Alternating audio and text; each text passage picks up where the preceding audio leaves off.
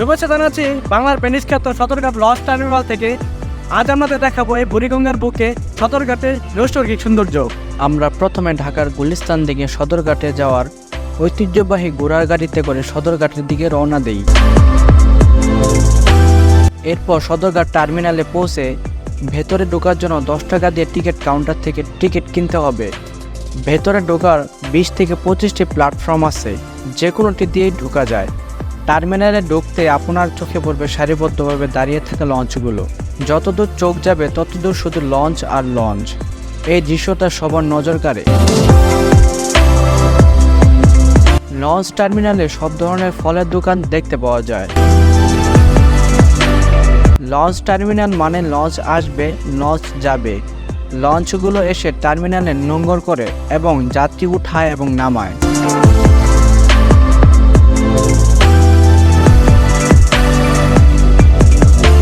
নদীতে 2 লঞ্চের ক্রসিংয়ের দৃশ্যটা অসাধারণ। মনে হয় এই বুঝি ধাক্কা খেল। ঢাকার এই সদরঘাট লঞ্চ টার্মিনাল বাংলাদেশের দক্ষিণবঙ্গের মানুষের খুব পরিচিত জায়গা। দক্ষিণবঙ্গের প্রায় 21টি জেলার প্রতিদিন হাজার হাজার মানুষ এই লঞ্চ টার্মিনাল থেকে লঞ্চে যাতায়াত করে। লঞ্চ টার্মিনালের পাশে খেয়ানৌকার ঘাট। আপনারা চাইলে এই খেয়াঘাট থেকে বুড়িগঙ্গার ওপারে মাত্র 10 টাকা ভাড়ায় যেতেও আসতে পারবেন। এরপর খেয়ানৌকা করে আমরা মাত্র 10 টাকায় বুড়িগঙ্গার অপরূপ সৌন্দর্য দেখতে দেখতে ওপারে যেতে শুরু করলাম। আমাদের মতো অনেক লোক খেয়ানৌকাগুলো দিয়ে এপার থেকে ওপারে যাতায়াত করছে। নৌকা চলার এই দৃশ্যটা অসাধারণ।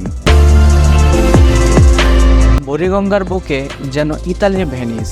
নৌকা দিয়ে এপার ওপার যাতায়াতের এই দৃশ্যটা ইতালির পানিতে ভাসমান ভেনিস শহরের মতো মনে হয়।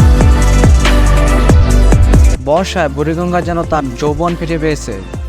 এই সময় নদীতে প্রচুর পানি থাকায় নদীর পানি যেমন স্বচ্ছ, ঠিক তেমনি নদী তার সবটুকু সৌন্দর্য নিয়ে তার গতিধারা বজায় রাখছে।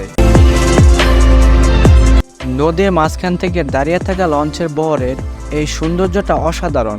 সেই সাথে স্বচ্ছ পানির এই স্রোত দেখে মনে হচ্ছে বুড়িগঙ্গা তার আগের রূপ ফিরে পেয়েছে। সারিবদ্ধভাবে দাঁড়িয়ে থাকা খেয়া নৌকা এবং নৌকা করে ছুটে চলার এই দৃশ্যটা যে কোনো প্রকৃতিপ্রেমী মানুষকে মুগ্ধ করবে।